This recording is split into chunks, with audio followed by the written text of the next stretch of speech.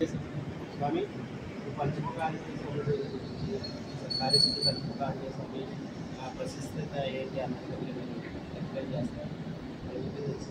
అదే సరే, ఇక్కడ చూడండి, ఇక్కడ ఉన్నటువంటి స్వామివారి పేరు కార్యసిద్ధి పంచముఖ ఆంజనేయ స్వామి వారు. అంటే ఆంజనేయ స్వామి వారికి ఇక్కడ 5 ముఖాలు ఉన్నాయన్నమాట. అవి ఏమిటి అనగా, ముందుగా తూర్పు దిక్కుకి వచ్చేసి ఆంజనేయ స్వామి వారి ముఖం వానర రూపం, అంటే కోతి మొహంతో ఉన్నటువంటి ఆంజనేయ స్వామి వారు ముందుగా మనం చూసుకోవచ్చు. తూర్పు దిక్కుకు ఉంటుంది. అటుపక్క దక్షిణం దిక్కుకు ఉన్నది అంటే నరసింహస్వామి వారి ముఖం. నరసింహస్వామి అంటే మనకి సింహాచలం క్షేత్రంలో ఉన్నటువంటి స్వామివారు అన్నమాట.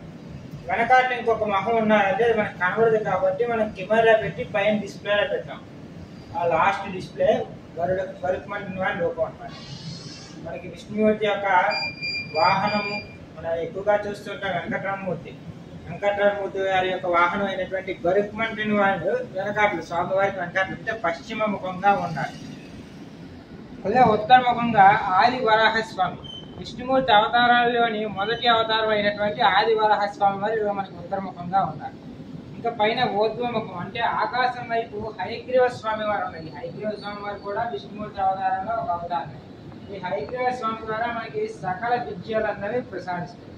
ఇలాగా ఇక్కడ ఉన్నటువంటి కృష్ణశిలలో మనం ఈ 5 ముఖాలని దర్శనం చేసుకుంటాం. 4 దిక్కులకు 4 ముఖాలు, పైన ఆకాశం వైపు ఒక ముఖం కలిపి మొత్తం 5 ముఖాలు కలిగినటువంటి స్వామి ఈ కార్యసిద్ధి పంచముఖ ఆంజనేయ స్వామి. అయితే ఈ కార్యసిద్ధి పంచముఖం ఏంటి అంటే, మనం ఇక్కడికి వచ్చి త్వమస్మిన్ కార్యనిర్యోగే ప్రమాణం హరిసత్తమ హనుమాన్ యత్ర మాస్తాయ దుఃఖక్షయ ఖరోభవ అనే మంత్రాన్ని జపిస్తూ 9 ప్రదక్షిణములు చేసి స్వామివారికి మనకి ఏదైనా దీర్ఘకాలికంగా కోరిక ఉన్నట్టుంటే ఆ కోరికొని 41 ప్రదక్షిణాలు చేసి ఎర్ర జాకెట్ ముక్కలో ఎండిపోయినటువంటి కొబ్బరి బండాన్ని ముడుపుగా కట్టి ఈశాన్య మూల కడితే ఖచ్చితంగా మనకి 41 రోజుల్లో ఆ కామం, ధర్మబద్ధమైనటువంటి కామ్యం ఖచ్చితంగా నెరవేరుతుందన్నటువంటిది ప్రసిద్ధి.